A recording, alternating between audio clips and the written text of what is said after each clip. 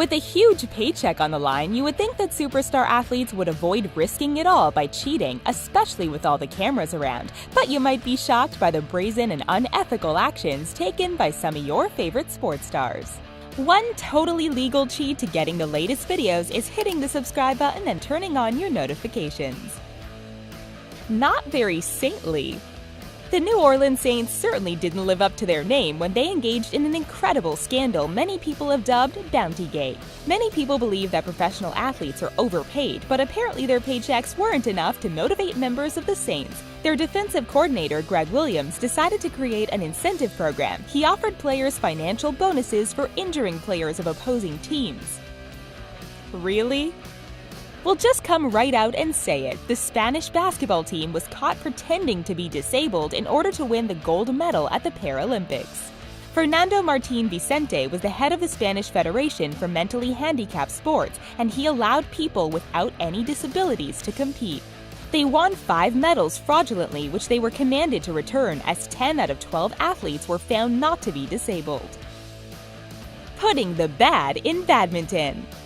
We generally don't think of women's badminton players as those that would willfully cheat, especially in such a blatant way. At the 2012 London Olympics, 8 players from 4 different teams from South Korea, China, and Indonesia seemed to be doing really poorly for some reason. Fans were distressed to see these Olympic-caliber athletes serving the birdie into the net or hitting obscenely wide.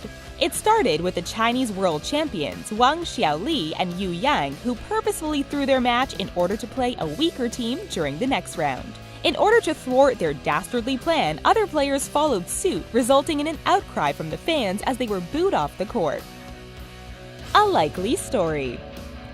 Baseball was an important part of life for Joe Niekro and his family. His brother Phil Niekro pitched for the Milwaukee and Atlanta Braves, and his son Lance Niekro played for the San Francisco Giants. Joe's baseball career had highs and lows as he made his way through the Chicago Cubs, San Diego Padres, and Detroit Tigers before ending up on the Atlanta Braves with his brother Phil. After a few more trades, Joe ended up pitching for the Minnesota Twins when an umpire noticed something unusual going on. Although Joe tried to stall, he insisted that he empty his pockets and out-tumbled an emery board and a piece of sandpaper that he had allegedly been using to scuff the ball. In his defense, Joe argued that he had been using them to keep his nails trim while in the dugout, but the excuse fell on deaf ears. Sticky situation. Another strategy that unscrupulous pitchers use is applying pine tar or other sticky substances to the ball. This allows the player to get a better grip on the ball, but it's against the rules unless it's strictly being used on a bat. Relief pitcher for the Milwaukee Brewers, Will Smith, was ejected from a game when a sticky substance was found on his arm, which turned out to be a mixture of rosin and sunscreen. He claimed that he had rubbed it on his forearms before the game and had simply forgotten to wipe it off before the game started. Do jumps like a lady. If you're guilty of drooling over some of the attractive female athletes during the Olympic Games, you might be interested to hear the story of Dora Ratchen. She competed for Germany in the 1936 Summer Olympics in Berlin and placed 4th in the women's high jump. There was only one small issue with this. Dora Ratchen was actually a man named Heinrich Ratchen. Now, this case is a bit confusing because some reports indicate that Ratchen was actually born intersexed and then claimed to have been brought up as a girl. However, at the age of 10 or 11, Ratchen realized that he was actually a man. Crashgate.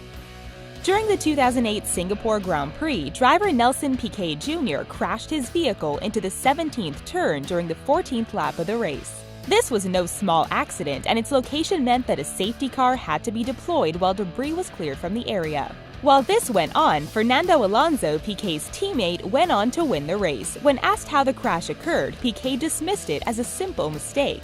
But many who saw the accident thought that it was a bit too perfect to have been a mere coincidence. Piquet ended up confessing that he had thrown the race on purpose in order to improve the situation for his teammate Alonso. Running from the truth. Completing, let alone winning, Ironman Canada is no easy task. Participants face 2.4 miles of swimming, 112 miles of cycling, and 26.2 miles of running, most of which is completed in freezing conditions. Suzanne Davis crossed the finish line confident that she would take home the gold medal for her category, women ages 40 to 44. She was shocked to receive second place behind a woman named Julie Miller who had literally come out of nowhere. Miller had won many similar competitions previously, but Davis insisted that in over 3 hours of running, she never once saw Miller. Unfortunately for Miller, a company called Finisher Pics was creating videos of the event and were constantly filming along the marathon course. Cameras that had caught every other aspect of the race somehow didn't catch Miller running the appropriate amount of time past certain points. The Hand of God.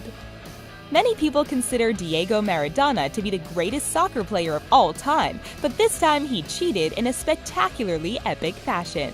When the England goalie leapt to intercept the ball, Maradona jumped up to meet him and used his hand to smack the soccer ball into the net 6 minutes into the second half of the game. Spectators were outraged, but the referees claimed not to see it and let the goal count. This infamous play became known as the Hand of God. Lights out. Boris Onyshchenko was a Soviet pentathlete who was no stranger to the Olympics. In 1976, however, he was disqualified from the Games and received a lifetime ban. The weapon of choice was an épée, the largest and heaviest in all of fencing. It contains a sensor that causes a light to flash when it makes contact with an opponent in order to keep track of points. However, Onyshchenko rewired the device so that it would react to a hidden switch. After that, all he had to do was look like he had struck his opponent, flick the switch, and rack up the points. When Olympic officials inspected the weapon, they discovered that it had been tampered with. Which one of these unscrupulous cheaters are you the most disgusted by? And do you think that greasing the ball is an egregious offense or merely part of baseball? Be sure to let us know in the comments section. Before you go, be sure to please like our video and hit that subscribe button to get the latest from the richest. Thanks for watching!